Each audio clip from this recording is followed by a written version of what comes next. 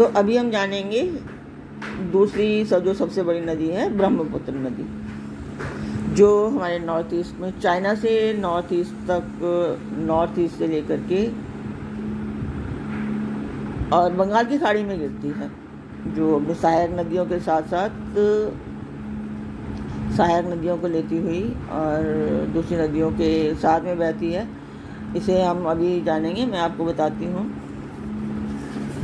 ब्रह्मपुत्र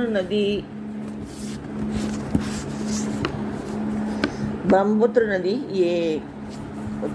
ये कैलाश से लेकर के और ये नॉर्थ ईस्ट से यहाँ से लेकर के और फिर इधर बंगाल की खाड़ी में गिरती है, जो बांग्लादेश में भी बांग्लादेश से होकर के गुजरती है और ये यहाँ पे ये बंगाल की खाड़ी में गिरती है। तो अपनी दूसरी सहायक नदियों के साथ में तो मैं आपको बताती हूँ ब्रह्मपुत्र नदी। ब्रह्मपुत्र का उद्गम ये हिमालय के उत्तर में तिब्बत के पुरंग जिले में स्थित मानसरोवर झील के निकट होता है, जहाँ इसे यरलुंग तसंगयो के नाम से जाना जाता है। तिब्बत से ये बहते हुए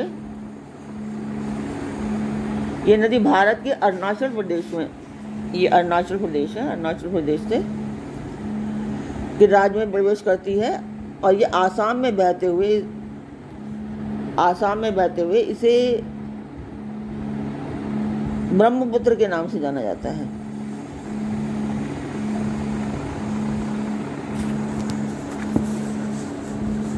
इसकी जो उपनदियां हैं वो हैं दिबांग, लोहित, घनसरी नदी, कोलांग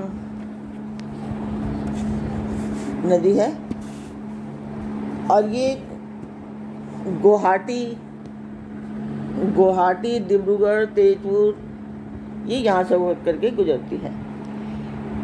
इसकी ऊंचाई 5210 मीटर है, जिसे कह सकते हैं आप कि 1790 फीट की ऊंचाई से बहती है और फिर ये बंगाल की खाड़ी में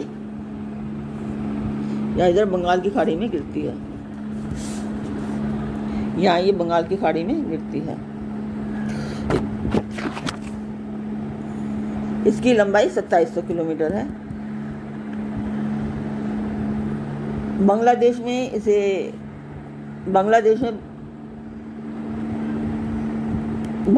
में ब्रह्मपुत्र नदी पद्मा नदी में मिलती है। अब पद्मा नदी मेघना नदी में मिलकर के मेघना के नाम से बंगाल की खाड़ी में मिल जाती है। इसी के बारे में अभी मैं आपको कुछ और बताऊं तो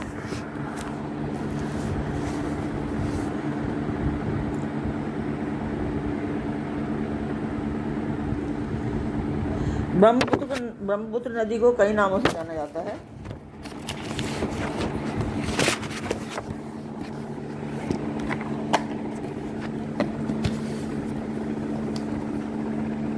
जैसे तिब्बत में इसका नाम साबी, यहाँ इसका नाम साबी होता है।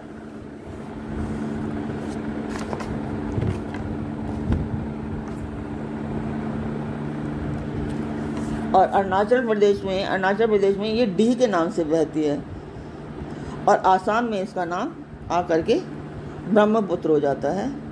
ब्रह्मपुत्र नदी बांग्लादेश की सीमा में बहती गंगा नदी की उपनदी पद्मा के साथ जाकर के मिलती है, पद्मा के साथ मिलकर के बंगाल की खाड़ी में गिरती है। इसकी 5 उपनदियां हैं, जैसे सुबनश्री, तिस्ता, तोरसा, लोहित और बराक नदियां इसकी उपनदियां हैं।